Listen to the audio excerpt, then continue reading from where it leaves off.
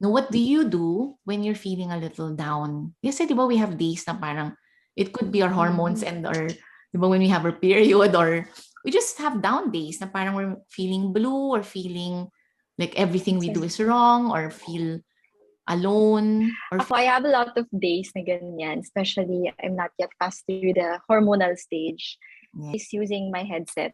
I listen to music or I listen to podcasts. I listen to You the Mom. I realized na our mood sets the tone for our household.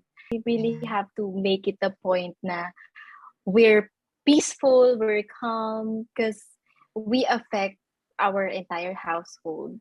Sa Yeah. akin naman, madali lang. So whenever I feel like I need a boost of confidence, I know that these guys are just a Viber or a messenger away. So I share what I feel at the moment. Kasi whenever you feel like you have support, you feel more resilient and you feel like you're better at coping difficult situations.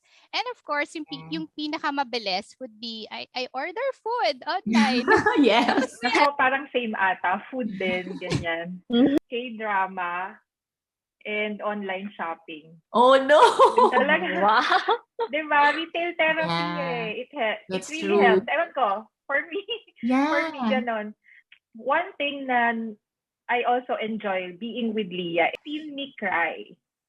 Crying Yun. is a sign of strength, right? Being vulnerable. So How that's about you, fine. Janice? Oh, me, when I'm sad, I meditate, I breathe. Music also, like Van. I have playlists for different moods.